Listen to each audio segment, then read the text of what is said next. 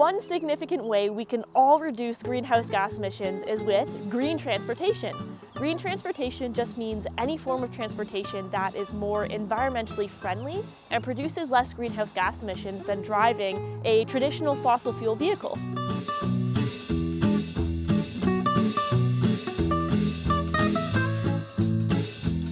Did you know that in Canada, the transportation sector is one of the largest sources of greenhouse gas emissions? Transportation accounted for about 22% of total national emissions in 2021. You may already be taking green transportation and just never thought about it like that. Green transportation can include active transportation like biking, skateboarding, or walking, and public transportation or shared transportation like taking the bus or carpooling. Active transportation like biking is an environmentally sustainable form of transportation since it cuts the number of vehicles on the road, requires fewer resources to produce, and emits less greenhouse gases. Did you know that the carbon emissions from riding a bicycle can be more than 30 times lower for each trip than from driving a fossil fuel car? The thing is, greenhouse gas emissions are only produced from the manufacturing of the bicycle, but that's where they end. Basically, none are produced from riding the bike. The nicer weather is here, and we want to encourage folks all across Canada to rediscover the joy and benefits of riding a bike. See if you can ride your bike to work, to school, or just for enjoyment this summer. One community member in Sudbury who has already done this for years is Matthew Graveline. Matt is a Bluecoat at Science North and is a part of a small local group in Sudbury that cycles year-round to work. And this group even commutes with their kids on their bikes too. So aside from the obvious that you're not burning fossil fuels to transport yourself around, some of the great environmental benefits is that you're spending more time outside and in nature. And so that connection allows you to then start appreciating these environments and then start to advocate for its protection.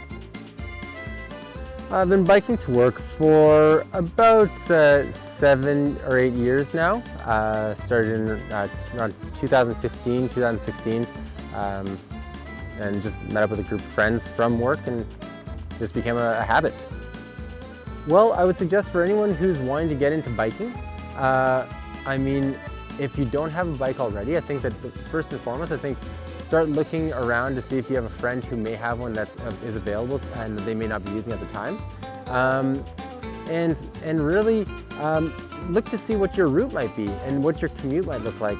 And if it's something that is really achievable, and then I think that trying it at least once will allow you to get a bit of perspective on what it might be like doing it on a more regular basis.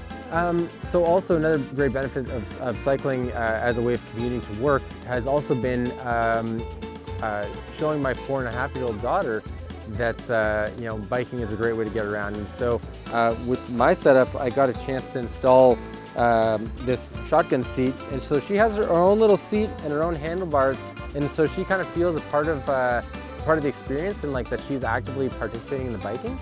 And so it's created a really meaningful bonding time. And again, it's something that she now is really excited about. And whenever we're going somewhere, she's really asking us, can we bike there more so than can we get into a vehicle?